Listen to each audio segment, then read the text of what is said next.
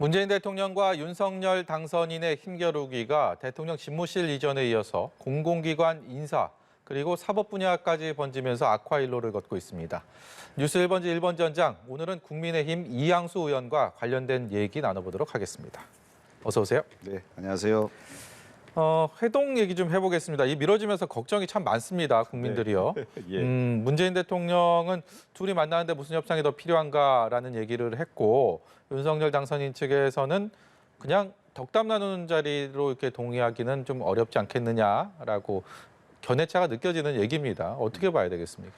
그래서 이제 그 두 분이 그냥 만나시는 것도 괜찮고요. 네. 그다음에 또 의제를 가지고서 만나고, 그리고 만남을 한 번, 두 번 할 건이 아니고 또 몇 번 만나신다면 좀 네. 더 풍성한 내용들이 오가고 좋을 것 같아요. 네.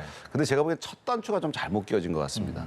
왜냐하면 윤석열 당선인께서 청와대를 국민에게 돌려주겠다. 나 소통하는 대통령이 되겠다. 어떤 제왕적 대통령의 상징이 청와대를 국민에게 돌려주고 나는 국민 속에서 국민과 같이 호흡하고 여론을 잘 들으면서 정치하겠다. 이런 소신을 얘기하셨을 때 문재인 대통령께서 좀 도와주셨으면 좋지 않았을까 하는 생각이 들고요. 그리고 한은 총재 같은 경우에도 과거에 노무현 대통령이 그 이명박 대통령한테 그 정권 인수해 줄 때 경찰청장 인사가 있었는데요. 그 여러 명의 경찰청장 후보를 당선인한테 보내가지고 그 중에서 좀 괜찮은 사람을 내정하는 게 어떠냐. 오히려 이렇게 제안해가지고 이명박 대통령이 아주 또 괜찮은 사람을 이렇게 그 중에서 선정을 해서 한 적이 네. 있었거든요. 그런 식으로 되었다면은 이 뭐 만남이라든지 뭐 이런 것들이 아주 굉장히 자연스럽고 정권 인수 인계도 굉장히 원활하게 될 텐데 좀 청와대 현재의 문재인 대통령을 둘러싸고 있는 참모들 간에 좀 이견들이 좀 있고 또 그 좀 다수의 의견들이 좀 지방선거를 너무나 염두에 둔 행동들을 보이는 거 아닌가 생각이 들어요.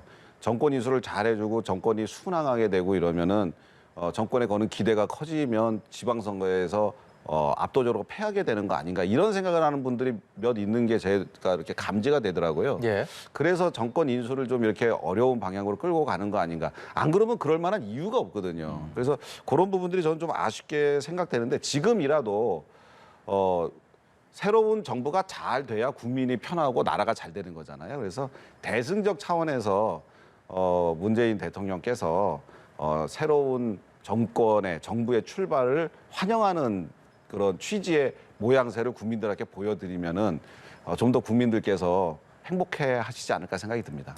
아주 잘 알려진 것처럼 이양수 의원도 윤석열 당시 검찰총장이 검찰을 나와서 정치인으로 변화해서 지금의 당선인 신분까지 가는데 굉장히 큰 역할을 하셨습니다. 그래서 핵심 관계자라는 말이 이렇게 딱 어울리는 분 중에 한 분인데 자타공인 또 핵심 관계자인 권성동 의원의 얘기가 굳이 만날 필요 있겠는가? 이 얘기에 대한 파장이 만만치는 않은 것 같습니다. 그래서 주변인들이 당선인에게 너무 얘기 많이 하는 거 아닌가? 뭐 이런 경향이 있는 것 같더라라는 얘기도 있는데요. 어떤 생각 갖고 계십니까? 네, 먼저 저는 뭐 윤핵관은 아니고 전 미관 말직 윤미관이고요. 처음으로 지지선을 하시지 않았습니까? 현역 그랬죠. 중에서요. 네. 예. 권성동 의원은 일종의 약간 총대를 좀 매신 것 같아요. 그러니까 이제 당선인을 둘러싼 그 인수위라든가 우리 우리 당 내에 여러 가지 의견들이 있잖아요. 그 중에서 좀 강성적인 그 의견들을 좀 대신 피력을 해줘서 문재인 정부 쪽에다가 그 청와대에다가 확실한 그건 좀 잘못된 거 아니냐라고 하는 비판이나 이런 것들을 좀 분명하게 이야기하시는 것 같고요. 실제로 당선인께서는 권성동 의원께서 얘기하시는 것보다는 좀 더 부드럽고 다양하고 좀 합리적인 그런 방법들을 이야기하시는 것 같아요. 권성동 의원께서 굳이 뭐 이렇게 뭐 만날 필요 없다라고 얘기하신 거는 뭐 당선인께서 나 안 만날 거다 만날 필요 없다라고 하는 그런 분위기를 전달하는 것이 아니고 당의 중진 의원으로서 또 캠프를 이끌었던 핵심 참모로서 지금 청와대의 태도가 너무 새로운 정부 출범을 위해서 박수치는 분위기는 아닌 것 같다라고 하는 불만을 우회적으로 표현한 거 아닌가 생각이 들고요. 솔직히 한은 총재 저 임명 과정이나 감사위원 앞으로 임명해야 될 이런 과정에서 우리 권성동 의원은 또 우리 당의 어떤 목소리나 이런 걸 대변해야 될 그런 중요한 그 중진 의원 자리에 위치해 있잖아요. 그런 것들을 좀 다 모아서 이렇게 좀 얘기하시는 게 좀 강하게 나가신 것 같고요. 실질적으로는 대통령께서는 대통령 당선인께서는 대통령을 만나시고자 하시죠. 만나서 서로 허심탄회하게 이야기하시고 이제 그런 것들이 좋다고 저 생각하실 거라고 저 판단합니다. 예. 어찌 됐든 간에 지금까지 만남이 좀 어려워진 이 복합적인 이유들 하나하나 좀 얘기를 해보고 싶은데 우선 오늘 인수위가 법무부의 업무 보고를 유예했습니다. 사실상 거부했다라는 표현으로 많이 해석이 되고 있는데 흔치 않은 일이긴 합니다. 그만큼 어떤 감정적 골이 깊다라고 이해가 되는데요. 어떻습니까? 그건 이제 뭐 당선인의 의지는 아니고 이제 유상범 그 이제 법무부 담당하는 인수위원께서 결정하신 일인데요. 예. 유상범 의원이 판단하기에 과거에 대검이 법무부에 뭔가 이제 그 보고를 하면 그 법무부에서 그 안을 인수위에 이제 가서 보고를 하도록 이렇게 돼 있었거든요. 사실 대검은 법무부 눈치 때문에 이제 직접 소통하는 그런 관계는 못 됐었습니다. 예. 근데 이번에는 대검 얘기를 먼저 듣겠다. 대검이 실질적으로 검찰의 독립과 뭐 이런 것들에 대해서 어떻게 느끼고 있는지 그 업무 보고를 먼저 듣고 그리고 차후에 나중에 법무부의 업무 보고는 차후에 나중에 듣는 게 좋겠다. 이런 판단을 쓴 것 같아요. 예. 아마 그 저간의 상황에는 대검에서 어떤 의견을 법무부에서 올렸는데 법무부에서 법무부의 입맛대로 대검에서 올린 거 일부는 빼고 또 일부는 더하고 해서 애초 대검의 보고 취지하는 다른 내용들이 들어가 있었던 것 같아요. 그래서 유상범 의원께서 인수위원께서 법무부는 나중에 내용 정리를 다시 해서 하는 게 좋겠다 해서 일단 대검부터 듣는 거로 그렇게 알고 있습니다. 굉장히 유하게 해석을 해주셨는데 오늘 아침에 기자회견하는 표정과 이 말투와 굉장히 저는 격앙돼 있었다. 그야말로 몹시 감정이 끌어올라와 있는 것을 느꼈는데요. 제가 잘못 느꼈습니까? 감정을 이제 정치인들이 다 표현할 수는 없는 거고요. 그리고 예. 개인적인 감정은 사실 중요한 게 아니고요. 진짜로 중요한 거는 이 일을 얼마나 합리적이고 이성적으로 잘 처리하느냐가 중요한 거겠죠.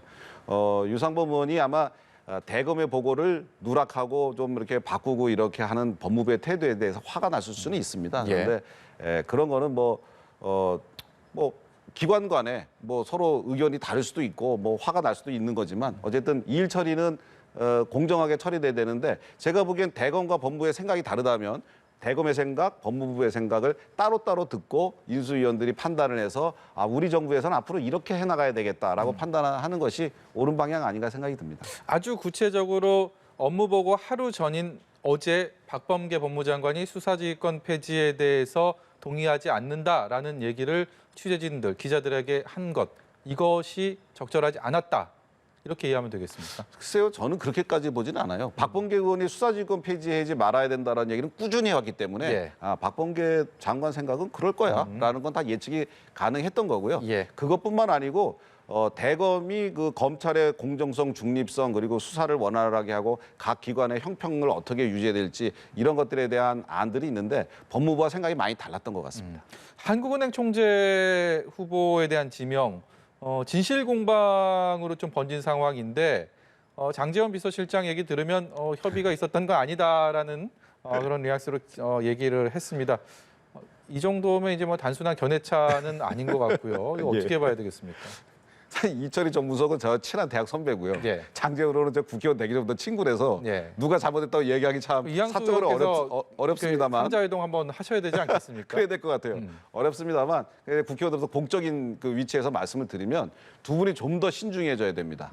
누가 더 잘한다 못한다 할 것도 없이 이제 한은 총재에 대한 협의를 구하려면 이철희 수석이 장 실장한테 이렇게 얘기해야 되겠죠. 한은 총재를 이 사람으로 앉히려고 하는데 그 인수위 내의 의견도 좀 구해보고 당선인께 보고 드려서 우리가 이 사람으로 해도 좋겠는지를 한번 확인해 달라. 이렇게 구체적으로 얘기했을 때는 장 실장이 그렇게 했겠죠. 그러면 그 협의된 거거든요. 그리고 아니면은 이철희 수석이 그냥 그 사람 어때요라고 물어보더라도 장 실장이 아, 그건 내가 결정할 수 있는 게 아니고 당선인한테 여쭤봐야 되고 회의도 좀 해봐야 되니까 좀 기다려달라. 신중하게 일 처리하자. 둘 중에 한 분이라도 어떤 스탠스를 그렇게만 했었더라면 이 문제는 그렇게 어렵게 이런 상황을 만들지 않았을 텐데 하는 아쉬움이 있고요. 두 분 다 굉장히 중요한 위치에 있고 두 분 다 모시는 분들이 한 분은 대통령, 한 분은 대통령 당선인입니다. 예. 그래서 앞으로 그냥 너무 사적인 관계처럼 대화하지 말고 정말 그 아주 공적이고 나중에 문제 생기지 않도록 아주 치밀하게 아주 그 자세하게 면밀하게 주도 면밀하게 이렇게 대화했으면 좋겠습니다.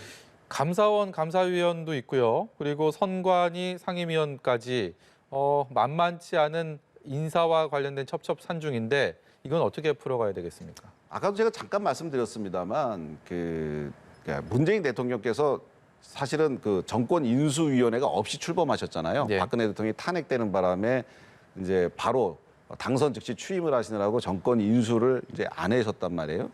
그래서 그러셨는지 몰라도 아무리 임기가 정해져 있고 아직 한 달 반 남아 계시지만은 차기에 출범할 이제 그 정부와 일할 사람들을 지금 인선하는 거잖아요. 예. 그러니까 윤석열 당선인과 일할 사람들을 지금 인선하는 겁니다. 지금 문재인 대통령이 임명은 하지만 그 사람이 앞으로 2년, 3년 동안 윤석열 당선자하고 일을 해야 돼요. 예. 그러면 충분히 윤석열 당선인의 입장을 고려해서 그 사람과 같이 호흡을 맞춰서 일할 사람이니까 충분히 의견을 듣고 하시는 게 맞거든요. 그런데 네. 지금 조금 일방적인 상황이라서 내가 대통령이니까 내 임기가 있으니까 내가 내 마음대로 할게. 이건 약간 좀 불통 냄새가 너무 많이 나는 거예요. 그래서 그거는 좀 문재인 대통령께서 좀 윤석열 당선인의 입장을 배려해서 과거에 노무현 대통령이 경찰청장 임명할 때 이명박 대통령 의견을 아주 면밀하게 들어서 한 것처럼 좀 태세 전환을 해주시면 얼마나 고마울까 하는 생각이 듭니다. 알겠습니다. 다른 얘기 좀 해보겠습니다. 오늘 박근혜 전 대통령이 특별사면 이후 병원에서 퇴원해왔고 국민들에게 인사를 했습니다.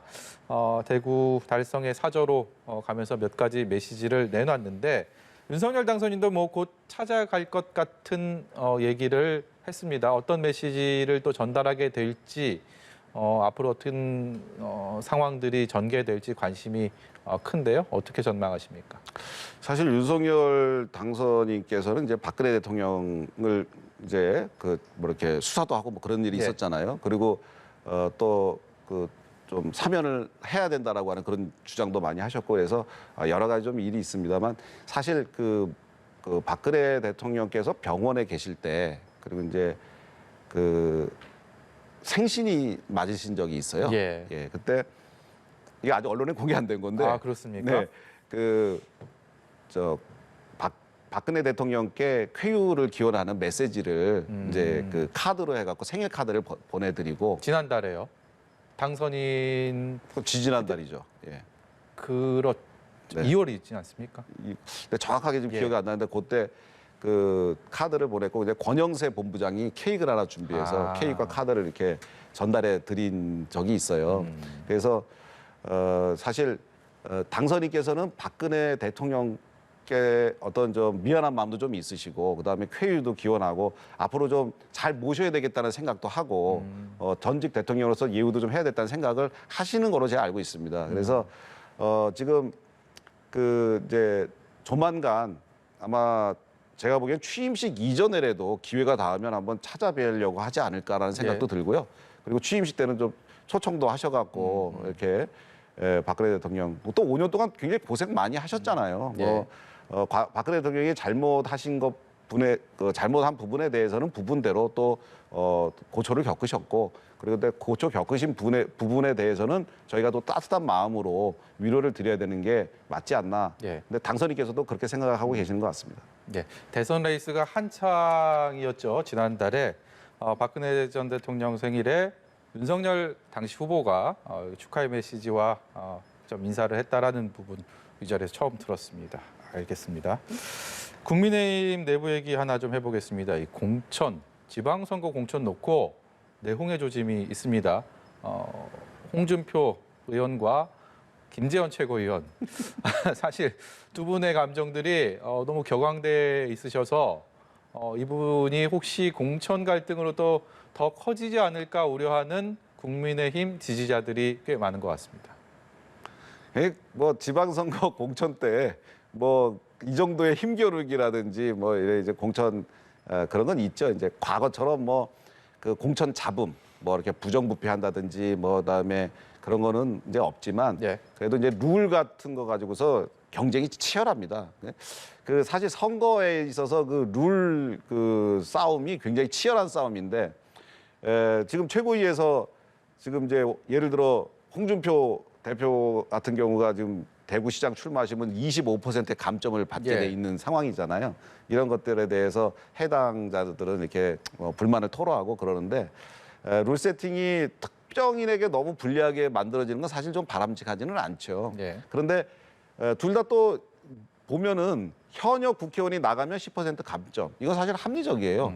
왜냐하면 지금 현역 국회의원들이 숫자가 적어서 상대적으로 적지 않습니까? 예, 민주당에 비해서 훨씬 적기 때문에 사실 빠지 내려놓고 지금 나가면은 그 좀 걱정이 됩니다. 네. 그래서 그 현역 의원 그리고 현역 의원은 현역 프리미엄이 있어가지고 다른 경쟁자들보다 우위에 있거든요. 그렇죠. 그래서 한 10% 감점하는 건 맞다고 보고 그리고 전에 탈당해서 무소속으로 나갔던 분들은 그동안 항상 공천 룰 만들 때마다 좀 그 불이익을 줘야 된다. 안 그러면 앞으로도 계속해서 탈당해서 무소속으로 출마하고 그럴 거 아니냐. 그래서 그 얘기도 항상 있었습니다. 그래서 이 10% 플러스 15%이 룰이 뭐 잘못된 근거나 비이성적인 것은 아니고 특정한 누구를 겨냥해서 만들었다고 보여지지는 않는데 예.